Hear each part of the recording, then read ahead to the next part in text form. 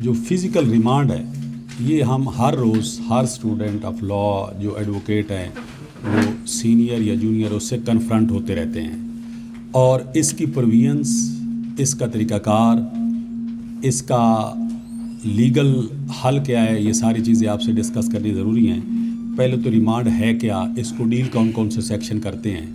Normally remand ایک physical remand ہے، ایک جوڈیشل ریمانڈ ہے اور ایک ٹرانزٹری ریمانڈ ہے۔ 3 ریمانڈ ہمارے سامنے اکثر آتے ہیں۔ جو فزیکل ریمانڈ ہے اس کو 167 ڈیل کرتا ہے اور پولیس رول 2556 ڈیل کرتا ہے۔ ان سب کو اور high court rules and order chapter volume 3 اور اس کا سیکشن 9 اور 10 یہ اس کو ڈیل کرتے ہیں۔ اس کے علاوہ جو ٹرانزٹری ریمانڈ ہے اس کو سیکشن CRPC کا 85 اور 86 ڈیل کرتے ہیں، اور جو جوڈیشل ریمانڈ ہے کسٹڈی بیفور پریزن ہے اس کو 344 ڈیل کرتا ہے۔ اب دیکھنا یہ کہ ریمانڈ کن کن حالات میں ہوتا ہے اور کن کن حالات میں نہیں ہو سکتا۔ مثلا جو پولیس رولز ہیں ان میں لکھا ہوا ہے کہ کنفیشن کے لیے ریمانڈ نہیں ہوگا، کسی اور ملزم کی تصدیق کے لیے ریمانڈ نہیں ہوگا، یا ان نیسیسری ریزن نہ ہو تو ریمانڈ نہیں ہوگا۔ ریمانڈ کن کن صورتحال میں ہوگا؟ جہاں پرائما فیشیائی سفیشینٹ ایویڈنس ملزم کے خلاف ہے اور ریکوری مطلوب ہے۔ اب تو ریکوریز کی بھی بہت ساری چیزیں ہیں، جیسے چیک میں ریکوری مطلوب نہیں ہے، ریمانڈ نہیں ہو سکتا۔ اسی طرح اب ریش اینڈ نیگلیجنس ایکٹ میں جو گاڑیاں ریکور ہوتی ہیں ریمانڈ نہیں ہو سکتا۔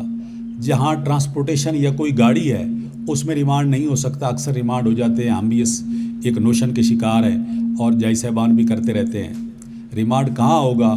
ریکوری جہاں پہ ہوگی، اور اس کا میکسیمم پیریڈ فزیکل ریمانڈ کا 15 ڈیز ہے، اور اس کے لیے جو 1984 ہائی کورٹ ہے یہ بیسک اتھارٹی ہے، جو مارویلیس اتھارٹی ہے جس پہ چل کے یہ ساری انالوجی جو کھڑی ہوئی ہے وہ ہے 1984 PCRLJ 2528۔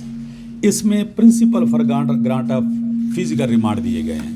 پرنسپل ہے کیا کہ فرسٹ آف آل تو لانگیسٹ پیریڈ کا ریمانڈ نہیں ہوگا، شارٹیسٹ پیریڈ کا ریمانڈ ہوگا فزیکل۔ 61 میں 24 آور کے بعد اگر پولیس کمپلیٹ نہیں کر سکتی اپنی انویسٹیگیشن تو پھر یہ اگلے 15 دن ہیں اس کے ریمانڈ کے، اور ان کے ریمانڈ میں شارٹیسٹ پیریڈ جتنا ہوگا وہ پہلے دیا جائے گا، پھر لانگیسٹ پیریڈ گزارنے کے بعد ریمانڈ نہیں ہوگا۔ اور اس میں اگر ریکوری نہیں ہوئی یا ریمانڈ میں کوئی پروگریس نہیں ہوئی تب بھی نہیں ہوگا۔ اور اس کے ساتھ جو کیس ڈائری ہے، مثلا ڈسٹینس ہے ایک ملزم کا کہ اس نے کہا ہے کہ میں نے اے پلیس ہے اور ڈسٹینس اس کا 24 کلومیٹر ہے، تو ریمانڈ نارملی اتنا ہی دیا جائے گا جتنا اس کو ڈسکور کرنے کے لیے یا وہاں سے ریکوری لینے کے لیے ہے۔ یہ اتھارٹی سب کے لیے ہے، سب اس کو پڑھیں، high court rules and order بھی پڑھیں، اور یہ پولیس رول بھی جو 2556 ہیں یہ بھی جب تک انویسٹیگیشن کمپلیٹ نہیں ہوتی اس کا ریمانڈ ہوگا۔ اب جو ریمانڈ جب ہم فزیکل ریمانڈ پولیس سیک کرتی ہے اور بلا جواز جج صاحب دے دیتے ہیں تو اس کی ریمیڈی کیا ہے؟ تو یہ جوڈیشل آرڈر ہے، اس کی نگرانی لائی کرے گی سیشن کورٹ میں۔ ان اتھارٹیز کو بھی میں جناب صاحب کے سامنے اصیل کر دیں گے۔ پھر اس کے بعد ہے ریمانڈ کہ فیمیل کا ریمانڈ کا کیا ہوگا۔ فیمیل کے ریمانڈ میں 94 میں امینڈمنٹ ہوئی تھی، اس کے پہلے فیمیل کے ریمانڈ بھی ہوتے تھے۔ فیمیل کا ریمانڈ صرف اسی صورت میں ہوگا کہ ایک تو بیفور سن سیٹ اور آفٹر سن سیٹ وہ جیل میں ہی انٹیروگیٹ کرے گا، اور فیمیل اس کے ساتھ کوئی نہ کوئی ہوگی اور ان کی موجودگی میں وہ انٹیروگیٹ کرے گا۔ اگر جیل سے باہر لانا اس کو مقصود ہے تو پھر بھی علاقہ مجسٹریٹ کی پرمیشن سے جیل کے کوئی ڈسکوری ہے، کوئی سٹولن پراپرٹی ہے، کوئی چیز ہے تو وہ بھی اس سے ریکوری کرنے کے لیے وہ فیمیل کی موجودگی میں دن میں لائے گا، رات کو واپس کرے گا تفتیشی افیسر۔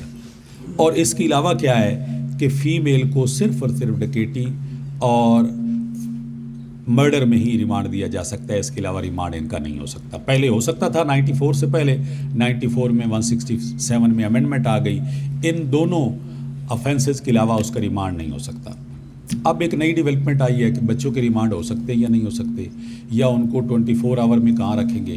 کسی ہینیس افینس میں ہیں، مرڈر میں ہیں جس میں انتہائی ہینیس افینسز ہیں، تو چائلڈ کا ریمانڈ کے لیے بھی وہ انہوں نے ابھی یہاں پریکٹس نہیں ہے، ان کو رکھا جائے گا آبزرویشن روم میں۔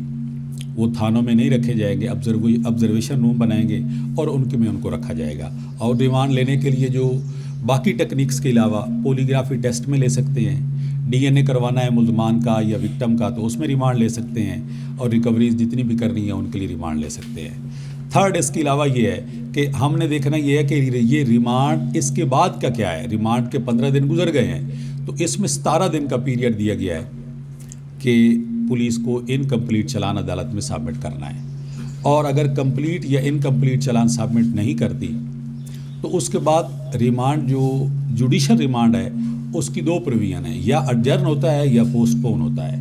جب تک کمپلیٹ چلان نہیں آتا یا انکمپلیٹ چلان نہیں آتا یا انویسٹیگیشن میں کوئی پروگریس کر کے عدالت میں سبمٹ نہیں کرتے تو وہ صرف اور صرف پوسٹ پون ہوگا، اڈجرن نہیں ہوگا۔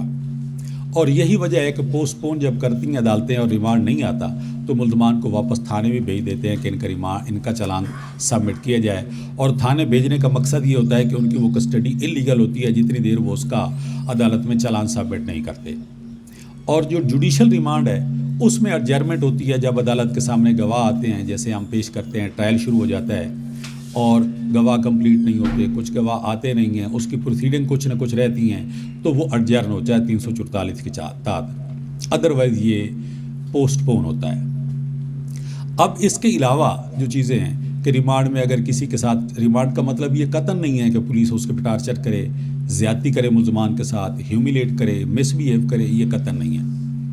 Only for the purpose of collection of evidence, confrontation کروانی ہے، ریکوری کرنی ہے، اس کی ایویڈنس کلیکٹ کرنی ہے، اس کے علاوہ اس کا کوئی پرپز نہیں ہے۔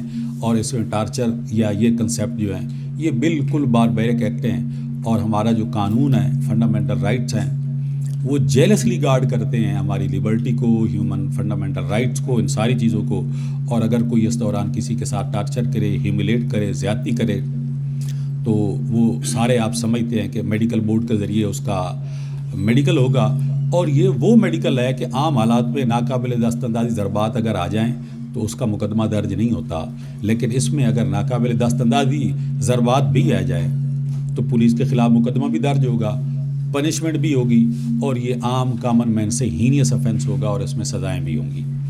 مقدمہ بھی درج ہوگا، اور 155، 156 اور 337 کے یہ سارے استغاثے بھی ہو سکتے ہیں، مقدمہ بھی درج ہو سکتا ہے۔